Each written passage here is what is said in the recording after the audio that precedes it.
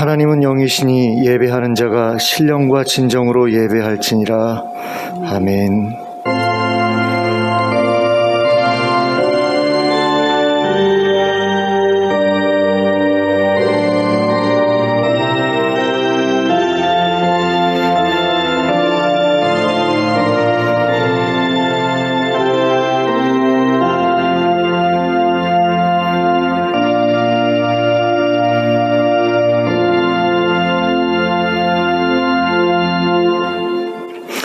모두 자리에서 일어서서 찬송가 1장을 함께 찬송하겠습니다.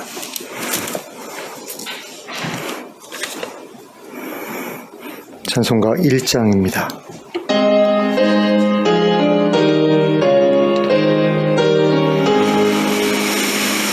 만복의 근원 하나님,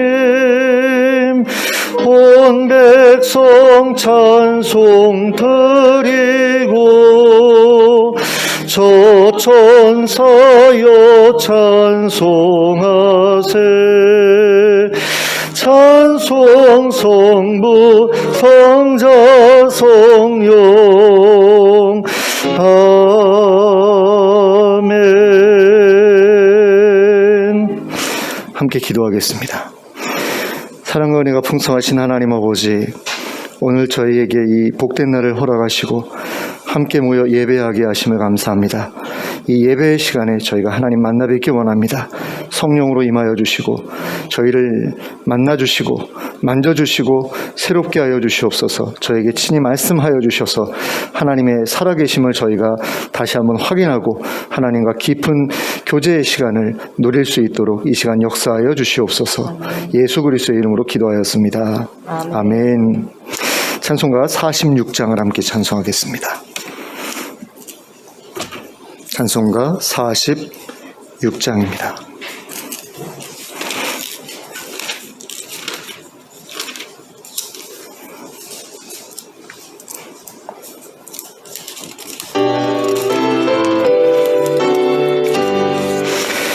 이날은 주님 정하신 참 기쁜 날일세. 온 천하 만민 주 앞에 다 찬송하여라. 주 오늘 부활하시고 사망을 이겼네. 구주를 믿는 성도들 그 복음 전하세. 만왕의 왕인 예수께 호산나 부르세. 이날에 주가 오셔서 다 구원하시리. 큰 권능 가진 구세주 살 길을 주려고 온 세상 만민 가운데 주 함께 계시네. 이날에 모인 성도들 호산나 부르세. 전을 전군 천사도 다 와답하여라.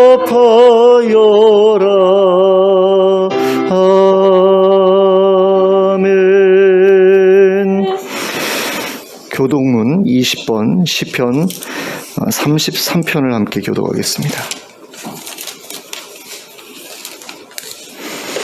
교독문 20번 시편 33편입니다.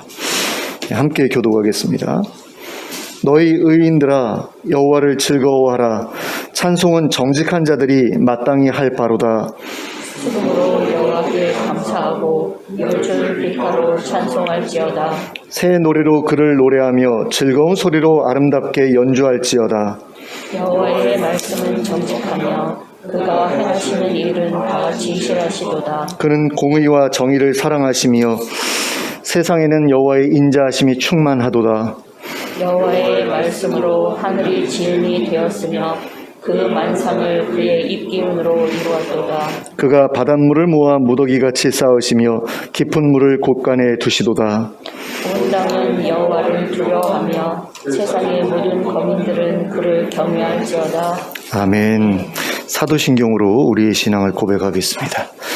전능하사 천지를 만드신 하나님 아버지를 내가 믿사오며 그 외아들 우리 주 예수 그리스도를 믿사오니 이는 성령으로 잉태하사 동정녀 마리아에게 나시고 본디오 빌라도에게 고난을 받으사 십자가에 못 박혀 죽으시고 장사한 지 사흘 만에 죽은 자 가운데서 다시 살아나시며 하늘에 오르사 전능하신 하나님 우편에 앉아 계시다가 저리로서 산자와 죽은 자를 심판하러 오시리라. 성령을 믿사오며 거룩한 공회와 성도가 서로 교통하는 것과 죄를 사하여 주시는 것과 몸이 다시 사는 것과 영원히 사는 것을 믿사옵나이다. 아멘. 모두 자리에 앉으셔서 찬송가 170장을 부르시면서 하나님께 봉헌 드리겠습니다. 찬송가 170장입니다.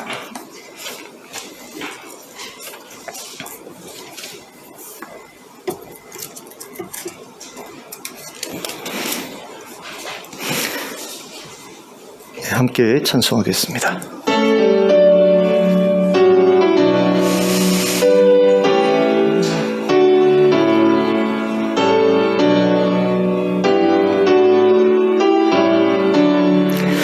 내 주님은 살아계셔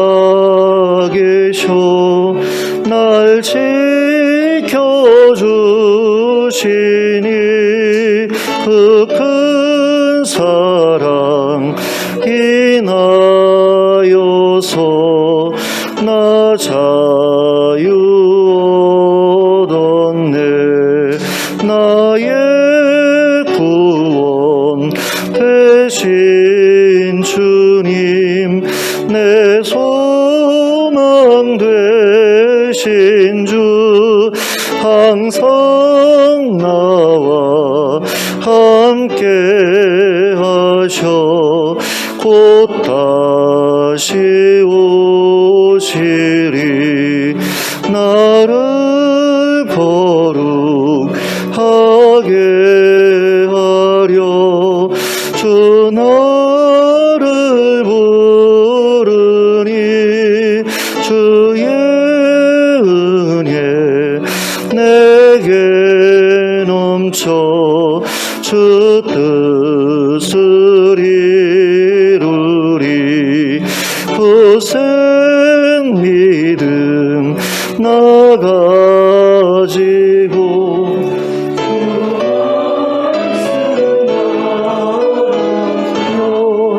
주님 다시 강림할 때 날 영접하시리.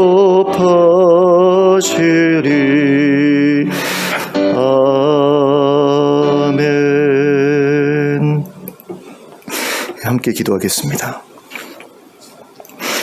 사랑의 하나님 아버지, 하나님께서 저희를 사랑하여 주시고 고와 같이 버려두지 아니하시고 늘 함께 하시면서 저의 삶을 인도해 주시고 또 필요를 세워주시고 또 보호해 주심을 참으로 감사드립니다. 하나님께서 저희에게 무한한 애정을 쏟아 부어주시고 계시는데 하나님 저희가 그것을 느끼지 못할 때가 많아서 때로는 내가 버림받았다라는 그런 느낌 속에서 힘들어하기도 하고 또 하나님께서 내게 관심이 없다는 그런 오해를 마음에 품기도 합니다. 그러나 하나님께서는 늘 우리를 살펴보고 계시고 우리와 함께하고 계심을 저희로 알게 해주시길 원합니다. 성령으로 늘 함께 저희 곁에 계셔주셔서 또 저희 마음 가운데 계셔주셔서 하나님이 저희와 함께 하신다는 그 분명한 확신을 가지고 이 힘든 세상을 잘 살아갈 수 있도록 도와주시길 원합니다. 코로나로 인해서 또 경제적인 여러 가지 어려움들로 인해서 고통받고 있는 많은 성도들이 있습니다. 하나님 그들을 기억해 주시길 원합니다. 그들의 삶을 하나님께서 책임져 주시길 원하고 그들의 삶을 하나님께서 이끌어 주시길 원합니다. 하나님이 도와주시지 아니하시면 하나님 소망 없는 사람들이 참으로 많이 있습니다. 하나님만이 의지할 바가 되어서 하나님께 지금도 간절히 부르짖고 있는 주의 백성들이 있습니다. 기억해 주시고 찾아가 주시고 만나 주시고 그들을 이끌어 주시고 보호해 주시옵소서. 하나님 이스라엘 백성들이 환난 가운데 부르짖을 때 하나님께서 친히 그들을 찾아가셔서 만나 주시고 그들의 신음소리를 들으시고 그들을 건지셨던 것처럼 하나님 이 힘들고 어려운 시기에 정말 고통받아서 너무나 괴로워서 신음하지 않을 수 없는 하나님의 백성들, 하나님 찾으며 부르짖을 때에 외면하지 마시고 하나님께서 친히 임하여 주시옵소서. 찾아가 만나 주시옵소서. 그들의 손을 붙들어 주시고 건져 주시옵소서. 그리고 그 일에 저희가 또한 동참할 수 있도록 하나님 저희를 인도해 주시옵소서. 저희가 저희의 삶을 돌아보면서 저희의 가족들을 돌아보면서 살아가는 것은 너무나 당연한 일이지만 그것만으로 끝나지 않게 하여 주시고 우리 함께 주의 가족된 우리 교우들도 돌아볼 수 있도록 허락해 주시고 또 아직 하나님을 알지 못하더라도 우리 주변에서 고통받고 신음하는 자가 있으면 하나님 도움의 손길을 내밀 수 있는 저희들 되게 하여 주시옵소서. 그들에게 찾아가서 그들의 이웃이 되어주고 그들로 하여금 우리가 하나님을 섬기는 자라는 사실을 하나님 분명하게 알게 해주는 그런 삶이 저희에게 있기를 원합니다. 누가 보더라도 하나님의 백성이고 누가 보더라도 선한 이웃이라는 하나님 아버지 그런 사실을 확인할 수 있는 그런 삶이 저희에게 있어서 저희의 삶이 많은 이들에게 하나님을 소개하고 또 하나님께로 인도할 수 있는 그런 계기가 되게 하여 주시길 원합니다. 하나님 말로만 전도하는 것이 아니라 우리가 손으로 또 우리의 시간과 물질로 하나님 전도할 수 있도록 그렇게 해주시옵소서. 저희의 삶의 본으로 그들을 하나님께로 인도할 수 있도록 도와주시옵소서. 그래서 교회를 향한 손가락질이 점점 잦아들게 하여 주시고 교회의 변화된 모습, 교인들의 일반인들과 다른 모습들이 하나님 그들로 하여금 교회를 선하게 보고 교회를 사모하게 만드는 그런 역사로 나타나게 하여 주시길 원합니다. 하나님 우리 교우들 가운데 노안으로 인해서 고통받고 있는 분들이 계십니다. 또 여러 가지 질병으로 인해서 고통받고 계시는 분들이 있는데 하나님 그분들을 하나님께서 만져주시길 원합니다. 회복시켜 주시길 원합니다. 하나님 나라에서의 회복을 하나님 아버지 우리가 꿈꾸며 살아가지만 하나님 그렇다고 해서 이 세상에 그 힘들고 어려운 그런 육체적인 고통이 저절로 사라지는 것은 아닙니다. 하나님께서 우리에게 하나님 나라의 표적을 보여주시길 원합니다. 그래서 그 표적을 통해서 우리가 하나님 나라의 소망을 품게 되기를 원합니다. 이 땅에서 고통받다가 하나님 아버지 하나님 나라 가서 모든 것이 회복되어서 더 이상 고통받지 않는 그것만이 우리들에게 허락된 일이 아니라 하나님께서 일하시면 이 땅에서도 우리가 그 고통을 겪지 않고 그 고통에서 벗어날 수 있음을 저희로 알게 하시고 깨닫게 하시고 그것을 위해서 간구하게 하시고 응답받게 하여 주시옵소서. 그래서 의사들은 포기했을지 몰라도 그리고 현대의 의학과 기술들은 포기했을지 몰라도 하나님의 능력을 의지하는 하나님의 백성들에게 하나님 응답하여 주셔서 우리로 하여금 그 힘들고 어려운 그런 육체적인 고통으로부터 벗어날 수 있게 해주시길 원합니다. 그래서 하나님 앞에서 더 열심으로 살아갈 수 있는 그런 힘을 얻게 하여 주시고 또 많은 이들을 섬기고 도울 수 있는 그런 환경이 갖추어지는 그런 은혜가 있게 하여 주시길 원합니다. 하나님 아버지 이 교회를 통해서 많은 사람들이 하나님께로 돌아오는 역사가 있기를 원하는데 그러기 위해서 먼저 저희가 하나님께 나아가야 되겠습니다. 더 열심으로 하나님을 찾고 구하고 만나고자 애쓰는 자들이 이 교회에 더욱더 많아지게 하여 주시고 그리고 하나님의 일하심을 하나님 풍성하게 경험한 자들이 점점 많아지게 하여 주시옵소서. 그래서 하나님을 찾는 일들이 하나님 우리 성도들 모두의 마음속에 함께 자리 잡게 하여 주시고 함께 구하고 함께 부르짖는 가운데 오순절 다락방에서 있었던 그런 역사가 우리 교회에도 일어날 수 있게 하여 주시옵소서. 그래서 하나님의 살아계심이 우리 믿는 성도들에게 먼저 확신으로 다가서고 또 그런 가운데 서로를 돌아봄이 더욱더 깊어지게 하여 주시고 또 그것이 많은 이들에게 선한 영향력으로 흘러나갈 수 있도록 도와주시옵소서. 해외에서 사역하고 있는 많은 선교사님들, 선교단체들 기억해 주시되 하나님 이집트의 이원약 선교사님 가정과 알바니아의 김재수 선교사님 가정을 기억해 주시옵소서. 그들의 사역에 하나님께서 기름 부어주시고 성령으로 함께하여 주시고 그들을 통해서 이적과 표적이 나타나게 하여 주시고 하나님 나라의 실존이 많은 이들에게 알려지게 하여 주시고 그래서 그들을 통해서 하나님께로 돌아오는 자들이 점점 더 늘어나게 하여 주시고 거기에 하나님 나라의 씨앗이 심겨지게 하여 주시옵소서. 하나님 저희가 그런 분들을 위해서 기도하는 것을 계속해 나갈 수 있기를 원합니다. 나 자신을 위해서 내 가족들만을 위해서 기도하는 그 자리에 머물지 않게 하여 주시고 이웃들을 위해서 기도하고 또 선교사님들 위해서 기도하고 또 하나님 나라가 온전하게 세워질 것을 위해서 기도하는 자들 되게 하여 주시고 그 응답을 보게 하여 주시고 그것을 통해서 큰 힘을 얻고 하나님 앞에서 놀라운 그런 삶을 회복된 삶을 새로운 삶을 시작하는 저희 모두가 되게 하여 주시옵소서. 저희가 예배 가운데 하나님께 드리는 찬양과 기도와 예물을 기쁘게 받아주시고 무엇보다도 저희의 마음을 하나님 기쁘게 받아주시옵소서.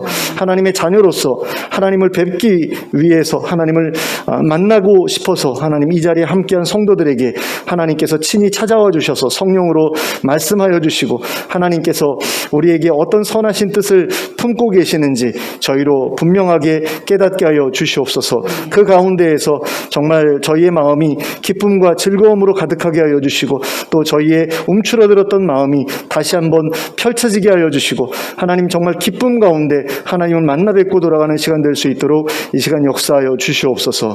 예수 그리스도의 이름으로 기도하였습니다. 아멘.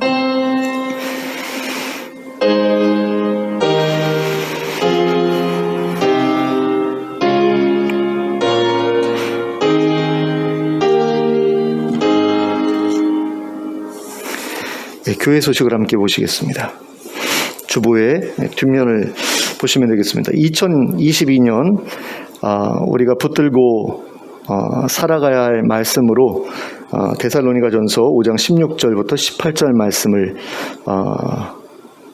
저희가 정했습니다. 그래서 항상 기뻐하라, 쉬지 말고 기도하라, 범사에 감사하라. 이것이 그리스도 예수 안에서 너희를 향한 하나님의 뜻이니라. 그래서 하나님의 선하신 뜻이 무엇인지를 우리가 이 말씀을 통해서 마음속에 새기고 그래서 정말 하나님의 은혜 가운데서 늘 기뻐하고 또 감사할 수 있는 그리고 그것을 위해서 간절히 기도하는 그런 삶을 우리가 올 한 해 동안 살아볼 수 있게 되기를 원합니다.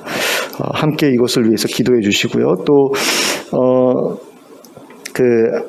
아침 새벽 예배를 다시 시작을 했습니다. 새벽 예배라기보다는 이제 기도회인데요. 5시 반에 모여서 자유롭게 기도하시다가 가시는 그런 식으로 하고 있습니다. 그래서 여건이 되시는 데는 나와 주셨으면 좋겠어요. 저 같은 경우도 뭐 일주일에 그렇게 여러 번 참석하지는 못합니다.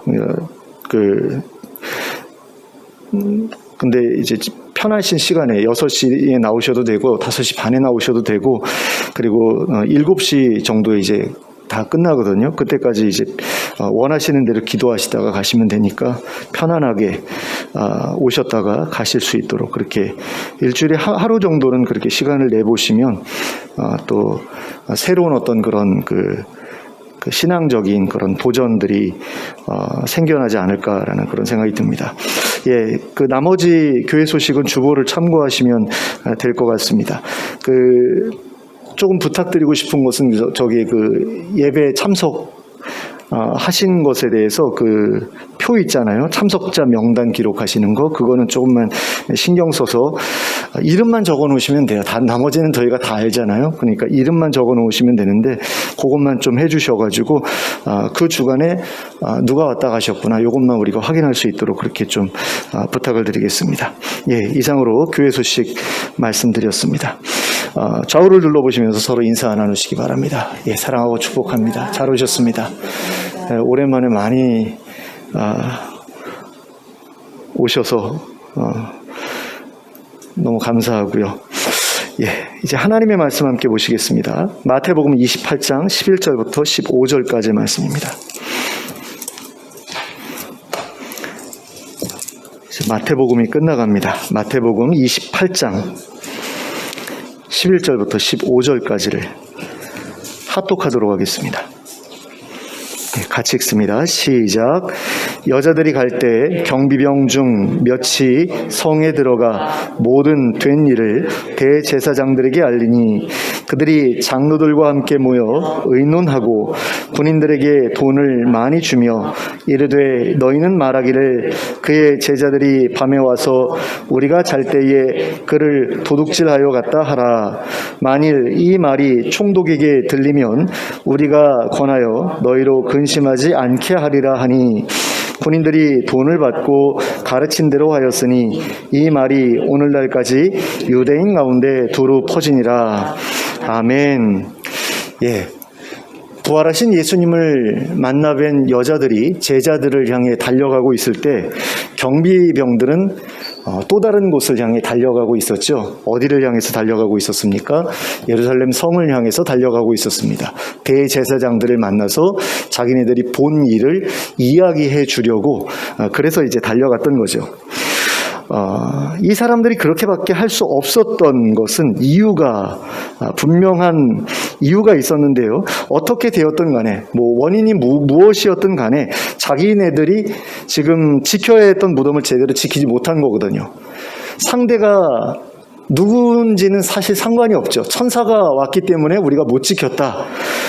그렇더라도 어쨌든 임무에 실패한 것은 분명하기 때문에, 그래서 예수님의 시신이 사라지게 된 것이 분명하기 때문에 이 사람들은 어떻게 해서든 이 문제에 대해서 수습을 해야 됐습니다. 근데 이 경비병들에게 있어서 이러한 임무의 실패는 굉장히 두려운 일일 수밖에 없었는데, 그 이유가 무엇이냐면 이 로마군의 군율이 굉장히 엄격했기 때문입니다. 그러니까 사형수를 지켜야 되는 군인이, 경비병이 사형수가 탈출하는데도 그것을 막지 못하면 이 사람이 대신 죽어야 되는 거예요. 그 사형수를 놓친 것에 대해서 대신 죄값을 치러야 되는, 그 정도로 군율이 엄했는데, 지금 예수님의 시신 같은 경우는 사형수도 아니고 이미 돌아가신 분이고 시신이기 때문에 그거 잃어버렸다 해가지고 사형을 당하거나 그러지는 않았을 겁니다. 그럼에도 불구하고 경비에 실패했다라는 것은 분명한 일이고, 이것 때문에 자기네들이 곤란을 당할 것도 분명한 일이었죠. 그래서 이 사람들은 어떻게 해야 우리가 이 어려움, 이 문제를 해결할 수 있을 것인가 하고 머리를 굴리다가 결국 생각해낸 게 이제 대제사장들에게 찾아가자라는 것이었습니다. 이 경비병들은 대제사장들이 자기들을 동원해서 예수님의 무덤을 지키게 했던 이유를 아주 잘 알고 있었습니다.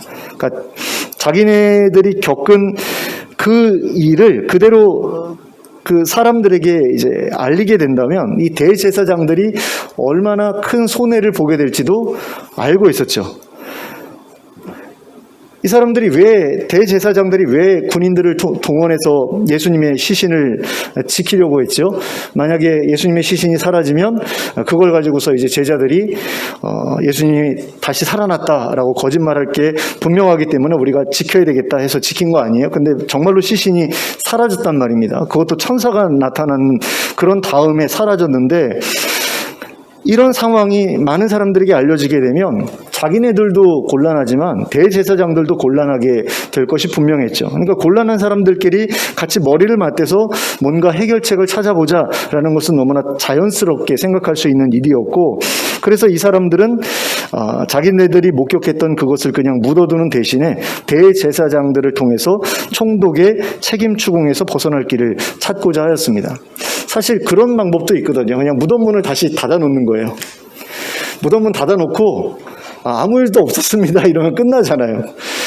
그럴 수도 있거든요. 그리고 나중에 이렇게 문을 열었는데 시신이 없다. 그럼 우리는 잘 지키고 있었다. 어떻게 됐는지 모르겠다. 이러면서 발뺌을 할 수도 있었는데, 그거보다는 뭔가 더 좋은 수가 있지 않을까. 그런 생각을 했던 거죠. 그리고 대제사장들한테 갔을 때 뭔가 이제 자기네들한테 뭔가 떨어질 게 있다라는 생각도 하지 않았을까라는 생각이 들어요. 실제로 이제 대제사장들이 그 이야기를 듣고서 이렇게 회의를 한 다음에 돈을 주잖아요. 입을 막기 위해서. 그래서 돈을 주면서 제자들이 와가지고 훔쳐갔다고 해라. 이런 식으로 이제 말하도록 하죠. 근데 자고 있는 사이에 제자들이 와서 훔쳐갔다? 그러면 이제 경비에 실패한 거기 때문에 이 사람들한테 큰일이 벌어질 수 있는 거잖아요. 근데 이 대제사장들이 뭐라고 이야기를 하냐면, 총독에게 우리가 따로 이야기를 해서 너희들에게 피해가 가지 않도록 해주마라는 그런 약속을 해줍니다. 그러니까 그 약속을 받으니까 이 경비병들로서는 뭐 손해볼 게 없잖아요. 그래가지고 대제사장들이 시킨 대로 가가지고 이제 거짓말을 퍼뜨리죠. 예수의 시체를 예수의 제자들이 와서 훔쳐갔다. 이런 식으로 소문을 퍼뜨렸고요. 그리고 그 소문이 마태복음이 기록되었던 그 시기까지, 이게 아마 한 40년에서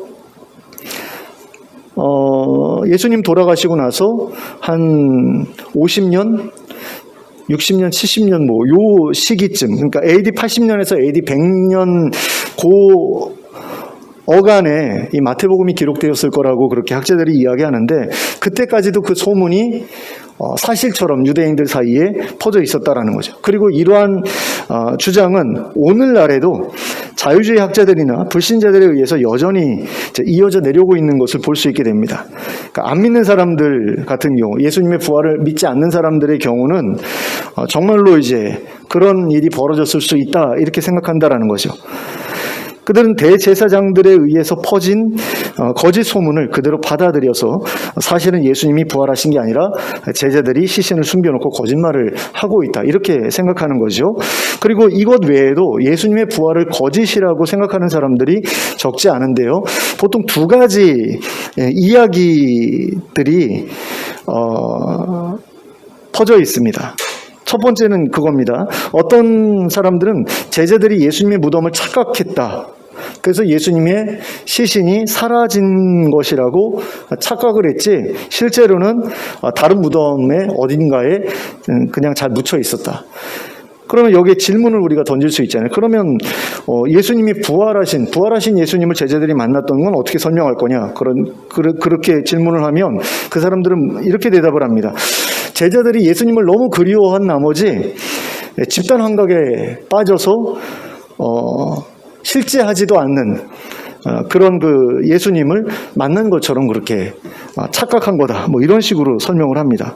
또 다른 견해가 한 가지 있는데요. 그것은 무엇이냐면, 예수님께서 십자가에서 죽지 않은 상태에서 내려졌고 모처에 숨겨진 채로 치료를 받아서 회복되신 다음에 내가 다시 살아났다라고 그렇게 사기를 쳤다라는 거죠. 이런 식으로 이제 세 종류의 이야기가 있습니다. 그러니까 제자들이 거짓말을 퍼뜨렸다, 제자들이 착각했다, 또는 예수님이 이제 사기를 친 거다, 이런 식으로 이제 세 종류의 그 이야기들이 돌면서 예수님의 부활은 사실이 아니다, 이런 식으로 생각하는 사람들이 오늘날에도 굉장히 많다라는 겁니다. 근데 이 사람들의 주장 중 한 가지라도 사실이라면, 예수님의 제자들은 예수님께서 부활하지도 않으셨는데 부활하셨다라고 거짓말을 했다는 이야기가 되지요. 하지만 예수님께서 정말로 부활하셨다면 예수님의 부활이 거짓이라고 주장하는 이 사람들의 주장이 거짓이 됩니다. 그렇다면 과연 대제사장들의 말과 제자들의 말 중에서 누구의 말이 거짓이었을까요? 그리고 그런 거짓말을 통해서 유익을 얻게 되는 사람들은 과연 누구였을까요? 누가 이 거짓말을, 이 말이 자기의 말을 통해서 누가 더 많은 이득을 보게 될 것인가, 이걸 한번 좀 생각해 보자는 거죠. 저로서는 예수님이 부활하셨다고 하는 제자들의 말에 더 이제 신뢰가 가는데요. 왜냐하면 제자들이 예수님께서 부활하셨다고 주장함으로써 얻게 되는 것보다 대제사장들이 예수님의 부활이 거짓이라고 주장함으로써 얻게 되는 것이 더 많았기 때문입니다. 그러니까 제자들은 예수님 부활하셨다라는 것을 말해봤자 별로 얻을 게 없어요. 그런데 대제사장들은 예수님 부활하지 않았다라고 할 경우에 얻게 되는 게 더 많았다라는 겁니다. 자, 일단 대제사장들에게는 예수님의 부활이 사실로 인정되어서는 안 될 만한 분명한 이유가 있었습니다. 그것은 대제사장들이 예수님의 죽음을 주도했기 때문이죠. 이 사람들이 직접 죽인 것은 아니지만 이 사람들이 주도해가지고 예수님을 죽인 거잖아요. 빌라도가 죽이긴 했어도 그 빌라도로 하여금 예수님을 죽일 수밖에 없도록 그렇게 푸시했던 사람들은 이 대제사장들이거든요. 그러니까 유대인들도 그걸 다 알고 있죠. 대제사장들이 이 모든 일을 주도했다라는 것을 유대인들이 다 알고 있어요. 그런데 예수님께서 정말로 다시 살아나셨다. 그리고 그럼으로써 자신이 하나님으로부터 보냄받은 사람이라는 것, 자기가 메시아라는 것을 증명해내게 되면 무슨 일이 벌어질까요? 유대인들이 예수님을 죽인 것에 대한 책임을 묻기 위해서 대제사장들을 돌로 쳐서 죽일 수도 있는 일 아니에요? 그렇기 때문에 대제사장들과 장로들에게 있어서 예수님의 부활은 사실이 아니어야 됐던 거죠. 사실이면 큰일이 나니까. 그러니까 사실이 아닌 것으로 이야기할 수밖에 없었고, 정말 그것이 사실이었다라고 하더라도 어떻게 해서든 숨기고 묻어야만 했던 일이었다라는 겁니다. 그러므로 대제사장들과 장로들로서는 실제로 예수님이 부활하셨더라도 그것을 거짓으로 매도했어야 할 이유가 분명했다라는 겁니다. 그런데 제자들에게도 이것은 사실 어느 정도는 비슷한 부분이 있었습니다. 그러니까 예수님이 부활하지 않으셨더라도 부활하셨다고 말해야만 하는 그런 이유가 제자들에게도 없지는 않았다라는 거죠. 자, 이 제자들은 예수님을 참으로 하나님이 보내신 선지자다 이렇게 생각을 했죠. 그리고 그분의 가르침에 대해서 어느 정도 경도가 되어 있었고요. 그리고 그 가르침이 세상에서 흔적도 없이 사라지게 되지 않기를 바랐습니다. 그러니까 예수님을 이 사람들이 사랑했고 우리 존경하는 스승님이 우리에게 가르치신 이 진리가 세상에서 흔적도 없이 사라지게 되지 않았으면 좋겠다. 어떻게든 이 가르침이 그대로 남았으면 좋겠다라는 그런 생각을 이 사람들이 가지고 있었다라는 겁니다. 그리고 또한 자기들의 스승이 거짓 선지자로 역사에 기록되는 것도 원하지 않았겠죠. 그리고 만약에 예수님이 거짓 선지자라고 그렇게 역사에 기록되게 된다면 자기들은 역사 속에서 어떤 존재로 기억이 되겠습니까? 거짓 선지자를 따라다녔던 머저리들 이런 식으로 기록이 될 거 아니에요? 자, 그런 것을 제자들이 원하지 않았겠죠. 이런 점을 생각할 때에 제자들이 예수님의 부활을 꾸며냈을 가능성도 전혀 없지는 않았다 이렇게 볼 수 있다는 겁니다. 그리고 어떤 사람들은 이런 이야기도 합니다. 예수님의 제자들이 예수님을 숭배하는 종교를 만들어서 자기가 그 종교의 지도자 노릇을 하면서 부와 권력과 이런 것들을 누리려고 새로운 종교를 만들었다라는 거죠. 그러니까 사회적인 지위와 경제적인 어떤 이득을 보기 위해서 새로운 종교를 예수님도 의도하지 않았던 새로운 종교를 제자들이 만들어냈다. 이런 식으로 주장하기도 합니다. 이것도 충분히 가능성은 있는 이야기라고 생각해 볼 수 있겠습니다. 그런데 정말로 그 당시의 상황을 우리가 제대로 깊이 들여다보면 예수님께서 이미 십자가에서 돌아가신 그런 상황이잖아요. 그런 상황에서 그분의 가르침을 그대로 이어나가는 종교를 만들어서 퍼뜨린다라고 하는 것은 예수님처럼 우리도 십자가에 달려 죽고 싶다 이런 이야기밖에 되지 않는다라는 겁니다. 실제로 제자들은 예수님이 부활하셨다는 주장을 함으로써 대제사장들과 장로들에게 예수님의 뒤를 이으려 하는 위험한 사람들로 인식되었고 그래서 많은 핍박을 받았습니다. 야고보 사도는 헤롯에 의해서 목이 잘려서 죽지요. 또 다른 제자들 역시 예루살렘을 떠나 뿔뿔이 흩어져서 살 길을 찾아야 했습니다. 워낙 핍박이 거세졌기 때문에요. 그리고 그런 결과는 누구라고 하더라도 그 당시 사람이었으면 다 미리 예측할 수 있는 그런 일이었다라는 겁니다. 새로운 종교를 만들어서 사회적인 지위와 경제적 이득을 취한다라고 하는 것은 오늘날에는 충분히 가능한 이야기라고 할 수 있습니다. 그렇잖아요. 통일교도 그렇고 또 신천지 같은 경우도 그렇고 새롭게 이렇게 종교를 만들 때에 그것을 통해서 그 교주든 지도자든 간에 사회적 지위와 경제적 이득을 취할 수 있는 어떤 그런 여지가 생기는 건 오늘날에는 충분히 가능한 일입니다. 하지만 유대교가 지배하고 있었던 그 사회에서 새로운 종교를 만든다? 이거는 말도 안 되는 이야기죠. 새로운 종교를 만들어서 사회적으로 높아질 수 있다? 아니죠. 유대교에서 이걸 용납하지 않을 거 아니에요. 그리고 이 종교는 이 제자들이 믿었던 이 종교는 로마인들에게도 박해를 받을 만한 여지를, 그 요소를 너무나 많이 가지고 있었습니다.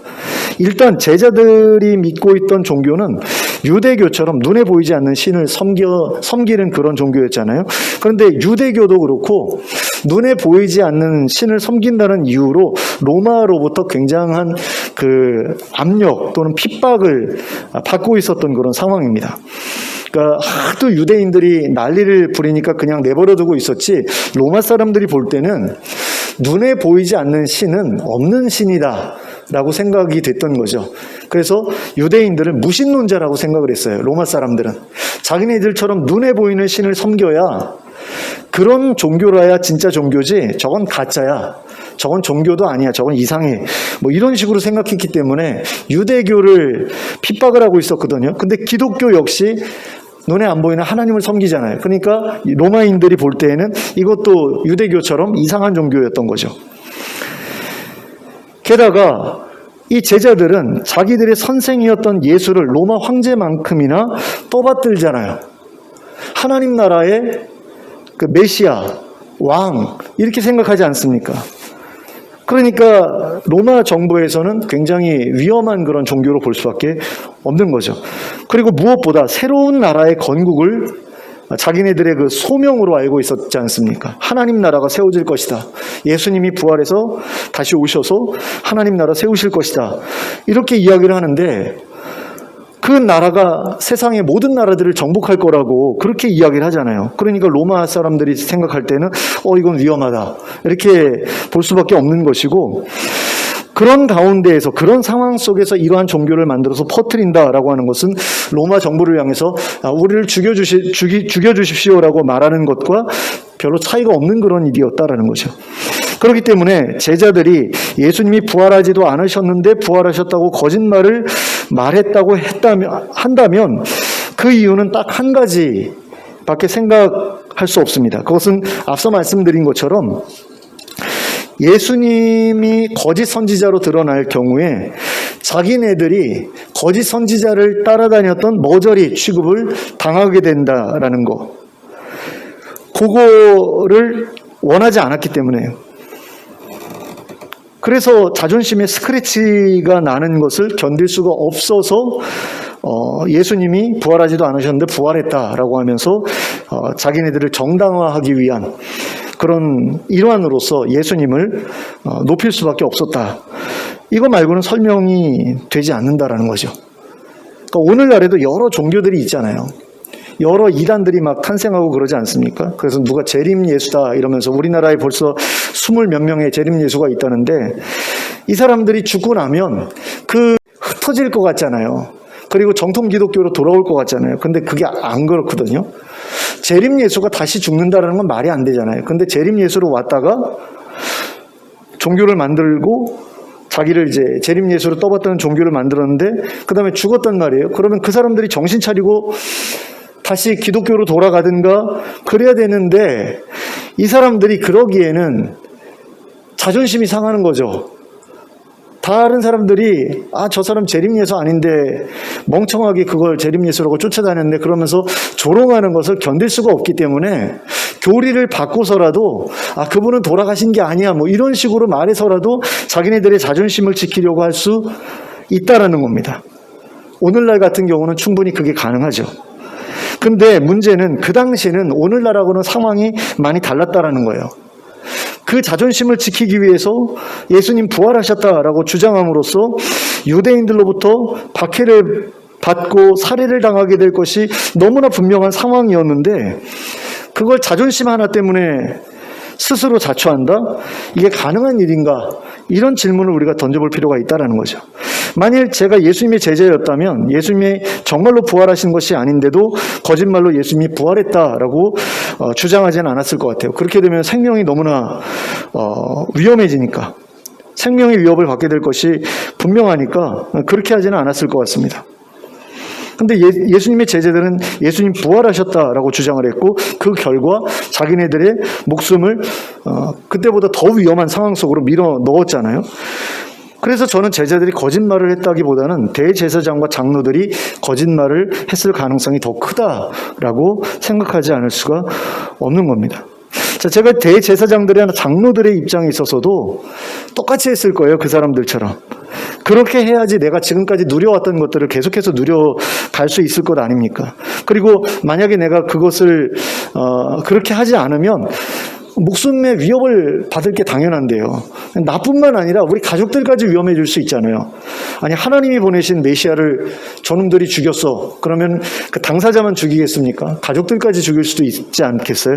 왕에 대한 반역인데, 하나님에 대한 반역인데, 하나님에 대한 반역은 유대인들에게 있어서 당사자뿐만 아니라 가족들까지도 이제 같이 그 목숨을 내놓아서 그 죄값을 치러야 될 그런 엄청난 죄잖아요.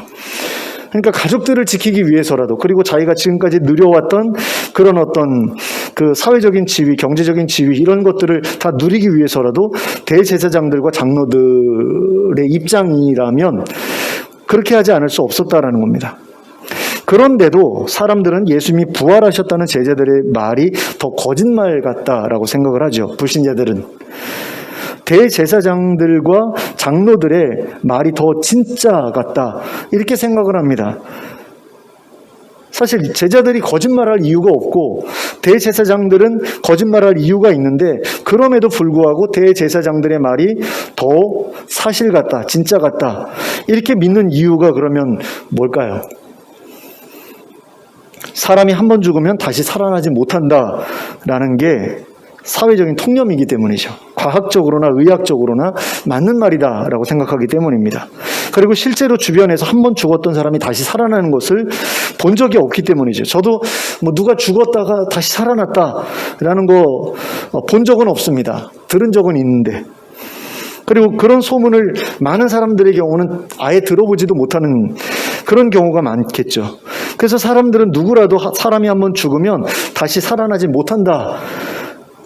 이런 생각을 정상적인 생각이라고 생각하면서 살아갑니다.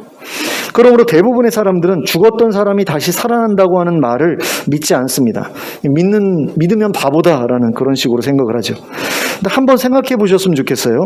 코페르니쿠스와 갈릴레오 이전까지만 해도 사람들은 해가 지구의 주위를 돈다라고 생각을 했습니다. 지구는 가만히 있고 해가 그 주변을 돌고 있다 이렇게 생각을 했거든요.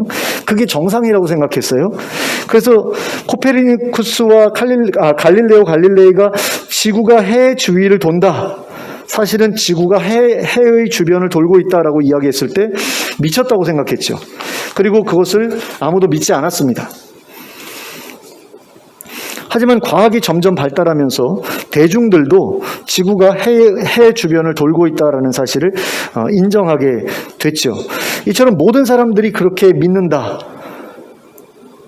그렇다고 해가지고 그것이 사실인 것은 아니라는 겁니다.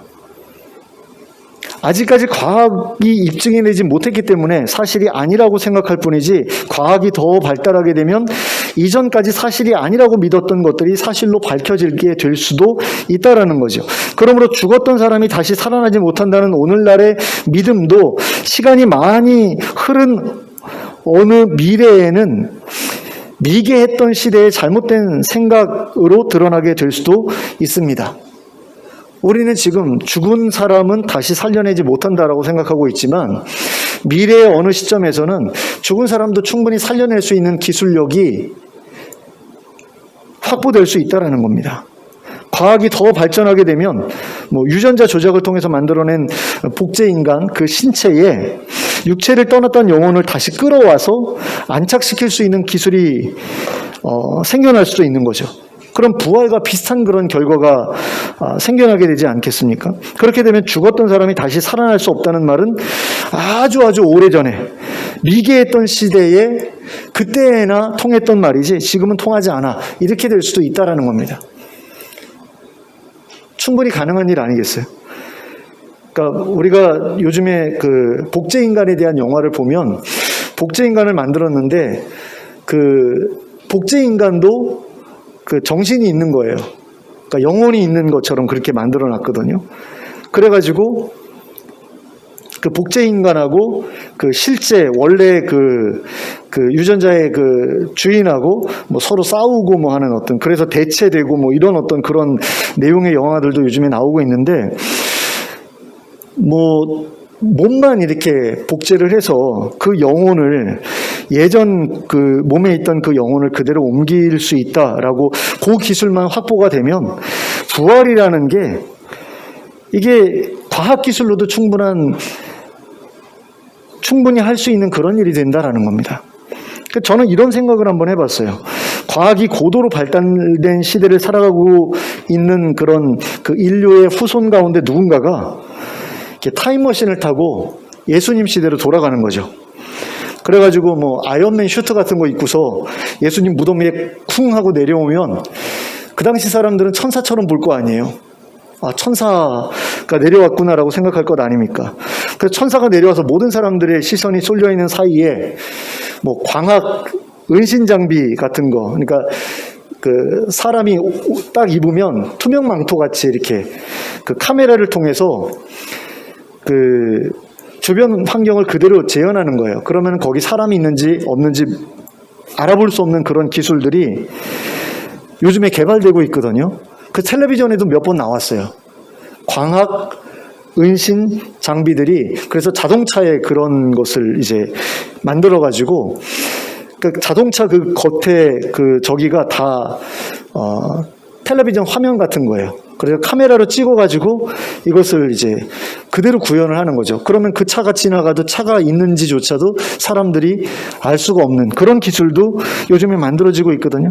그런 어떤 투명 망토 같은 걸 입고 있던 사람들이 들어가서 예수님 시신을 몰래 빼돌리고, 그 다음에 예수님의 DNA를 채취해가지고 미리 만들어놨던 그 복제 인간, 그 복제 신체에다가 예수님의 영혼을 다시 끌어와서 안착시켰다.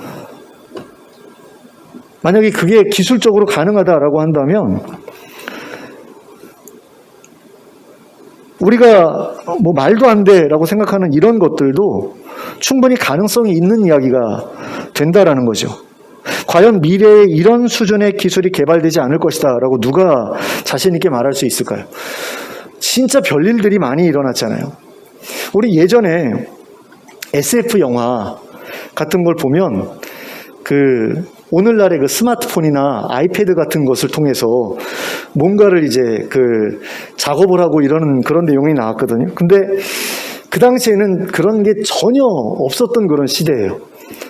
심지어는 전화기조차도 만들어지지 않았던 시대에 휴대폰 같은 것으로 다른 사람들과 연락을 주고받는 그런 내용까지 영화에 나왔었거든요. 그러니까 우리가 지금 영화를 보면서 아, 저건 상상이야 라고 생각하는 것들이 어느 시대인가는 정말 기술적으로 구현이 될 수 있는 그런 일일 수도 있다라는 거죠. 자, 그렇다고 할 때 만약에 이 예수님의 이 사건이 우리의 그 후손들이 조작한 어떤 그런 어떤 일이 아니라 만약에 외계에서 온 어떤 존재가 이런 일을 벌였다라고 한다면 뭐 충분히 가능성이 있는 이야기라고 할 수 있지 않을까요? 만약에 우주선을 타고 먼 우주에서 우리 지구까지 올 수 있는 기술력을 가지고 있는 사람들이랑 그런 지성체라고 한다면 충분히 우리의 후손들이 기술적으로 구현해낼 수 있는 그런 일들을 그 외계인들은 할 수 없을까요? 그리고 만약에 정말로 우주를 창조해서 그 우주의 운행을 감독하고 있는 어떤 그런 존재가 있다. 우리는 이제 하나님으로 믿는데 그런 분이 있다면 그분은 과연 그런 일을 하는 게 어려운 일이겠습니까? 저는 충분히 가능한 일이라고 생각을 하거든요. 그러니까 영화적인 상상력만 가지고도 과학의 발달이라든가 의학의 발달을 상상하는 것만으로도 충분히 부활이라는 것을 가능하게 만들 여지가 있다라고 한다면 하나님께서 그 일을 할 수 없다라고 믿는 것은 말이 안 되는 이야기죠. 그러니까 하나님을 얼마나 작게 봤으면 사람의 부활이라는 것을 못 믿을 것으로 생각하느냐라는 거예요. 영화 감독 일에도 충분히 구현해낼 수 있는 어떤 그런 그런 것을 상상해낼 수 있는 것을 하나님이라는 그런 존재가 그 일을 하나 못하면 그게 하나님일 수가 없는 거죠. 그러니까 죽었던 사람을 다시 살려내지 못한다면 그건 하나님일 수 없다라는 겁니다. 우리는 그렇게 작은 하나님을 믿고 있지 않다라는 거예요. 근데 제가 부활을 믿는 이유는 단지 가능성이 있기 때문은 아닙니다. 제가 부활을 믿는 이유는 제가 하나님의 실존을 경험했기 때문입니다. 그 살아계신 하나님을 제가 만났고 그분의 음성을 들었기 때문에 저는 부활을 믿을 수 있게 됐다라는 거죠. 그분이 부활하신 예수 그리스도를 통해서 보내주신 성령님의 임재를 제가 경험했기 때문에, 그래서 성경에 기록된 하나님의 약속, 예수 그리스도의 약속이 정말로 이루어질 거다라고 믿을 수 있게 되었다라는 겁니다. 그래서 저는 부활을 믿습니다. 우리의 영이 우리의 육을 떠나고 우리의 육이 세상의 먼지로 흩어진다고 하더라도 예수님께서 정해놓으신, 하나님께서 정해놓으신 그때가 이르게 되면 하나님께서 우리를 위해서 예비해 두신 새로운 육체를 제가 입게 될 것을 저는 믿습니다. 그리고 그 육체를 입고 새로운 세상에서 눈을 뜨게 될 것을 저는 믿습니다. 저는 그것이야말로 우리가 기대하면서 기다려야 될 진정한 거듭남, 완전한 거듭남이라고 그렇게 믿습니다. 니고데모가 예수님 찾아가서 물어봤잖아요. 물과 성령으로 다시 나지 아니하면 하나님 나라를 볼 수 없느니라. 근데 저는 그게 그냥 영적으로 거듭나는 거라고 처음에는 생각했는데 그런 생각이 들더라고요. 정말로 하나님께서 다시 우리를 거듭나게 하실 때 그 거듭나는 그런 장소가 새하늘과 새 땅을 하나님께서 새롭게 창조하신 그곳에서 내가 눈을 뜨면서 내가 거듭나게 되는 것은 아닐까. 그 부활까지도 예수님께서 그때의 니고데모에게 말씀하신 것이 아닐까, 이런 생각이 들었어요. 그러니까 많은 사람들이 예수님이 니고데모에게 말씀하신 거듭남을 그냥 내적인 거듭남으로 생각을 하거든요. 마음의 거듭남, 어떤 영혼의 거듭남, 이것만으로 이해를 하는데, 저는 물과 성령으로 거듭난다라고 했을 때 그 거듭남의 완성이 육체의 거듭남까지도 포함한다라고 생각을 하거든요. 그러니까 모태에 들어갔다가 나오는 것은 아니지만 어쨌든 새 몸을 받음으로써 거듭 태어나는 어떤 그런 일들이 분명히 우리에게 주어질 것이다. 그게 이제 부활에 대한 성경의 약속이잖아요. 새 몸을 입고 더 이상은 그 몸 입고 병들지도 않고 늙지도 않고 고통받지도 않는 그런 삶을 살아가게 될 거다. 이게 성경의 약속 아닙니까? 예수님께서는 바로 그와 같은 하나님 나라가 우리에게 다가오고 있다는 것을 우리에게 증거하기 위해서 이 세상에 오셨죠. 그리고 자신의 부활을 통해서 그 약속이 진실하다라는 사실을 우리에게 가르쳐 주셨습니다. 그리고 예수님의 부활을 통해서 자신의 부활을 확신하게 된 제자들은 죽음을 두려워하지 않고 하나님 나라를 전할 수 있게 되었죠. 제자들의 순교는 부활에 대한 소망이 없었다면 가능하지 않은 일이었다라고 생각이 됩니다. 설명할 수도 없죠. 아니, 죽으면 끝인데 누가 거짓된 그 이야기를 위해서 자기 목숨을 걸겠어요. 근데 그런 경우가 있을 수는 있습니다. 제가 생각해 봤는데요. 딱 한 군데, 한 가지 경우에는 그게 가능해요. 뭐냐면 내가 포로로 잡혀가가지고 거짓 정보를 주는 거예요. 근데 거짓 정보를 줘서 적들의 어떤 그런 계획을 엉망으로 만들기 위해서 내가 의도적으로 목숨을 걸고 붙잡혀 들어가서 거짓을 말하고 그리고 죽을 수는 있는 거죠.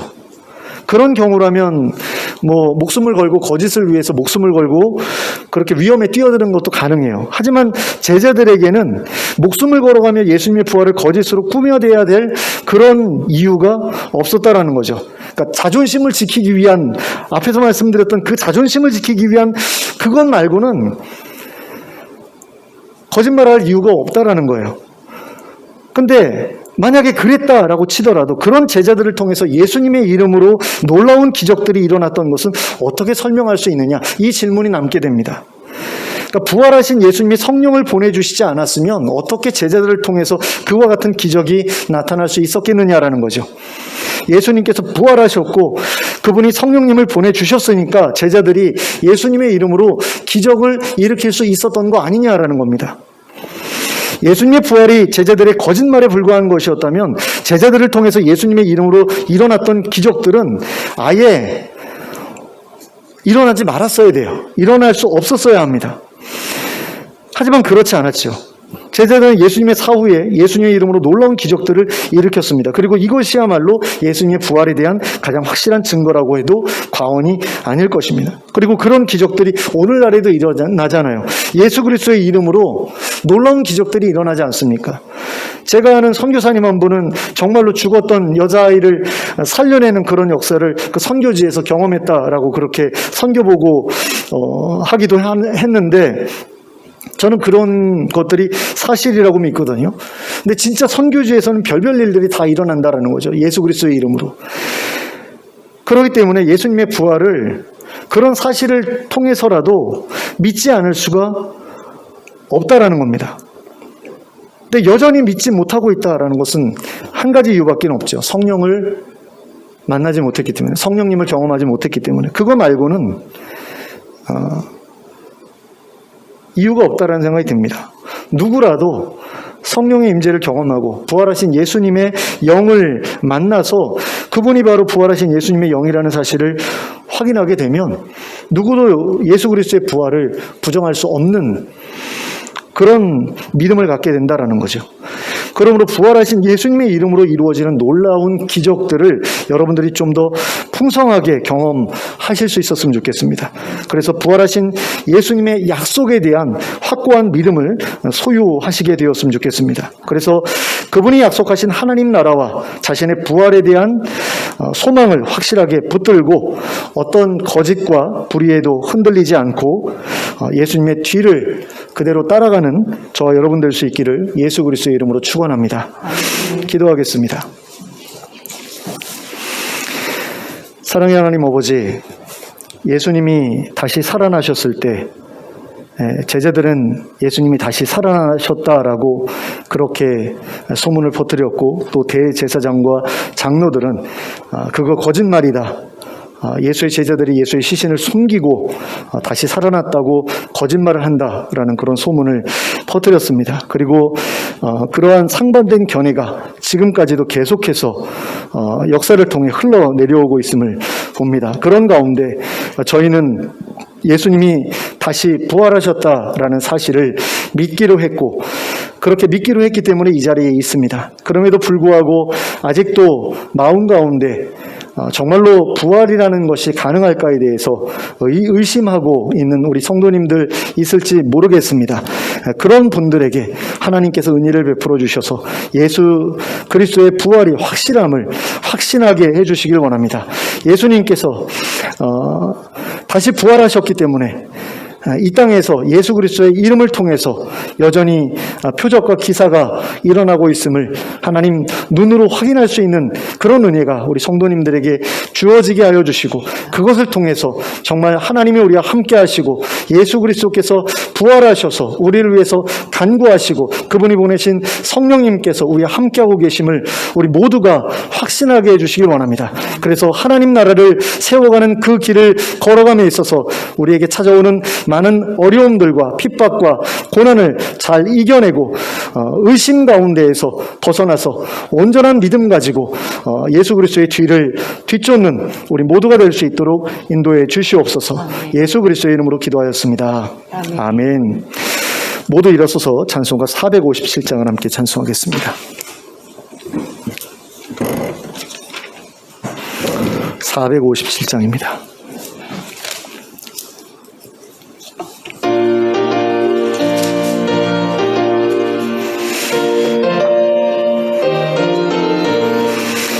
겟세마네 동산에 주를 생각할 때에 근심이나 걱정을 외면할 수 있을까? 나를 항상 버리고 주를 따라가리라. 빌라도의 뜰에 선 주를 생각할 때에 수치됨과 아픈 것 못 견딜 수 있을까? 길이 참고 묵묵히 주를 따라가리라. 갈보리산 올라간 주를 생각할 때에 나의 받는 괴로움을 비교할 수 없으리. 십자가를 지고서 주를 따라가리라. 무덤에서 부활한 주를 생각할 때에 환난이나 죽음도 두려울 것 없으리. 승전가를 부르며 주를 따라가리라. 아멘. 함께 기도하겠습니다. 이제는 우리 주 예수 그리스도의 은혜와 하나님 아버지의 극진하신 사랑과 성령님의 감동감화 교통하심이 예수 그리스도의 부활의 확실함을 믿고 자신도 하나님 나라에서 부활하여서 새 몸을 입고 눈을 떠서 새로운 삶을 살아가게 될 것을 확신하는 가운데 이 세상에서 어떤 고난을 만나더라도 예수님의 뒤를 따라 십자가를 지고 걸어가겠다고 결심하고 돌아가는 주의 백성들 머리 위에 지금부터 영원토록 함께 하실지어다. 아멘.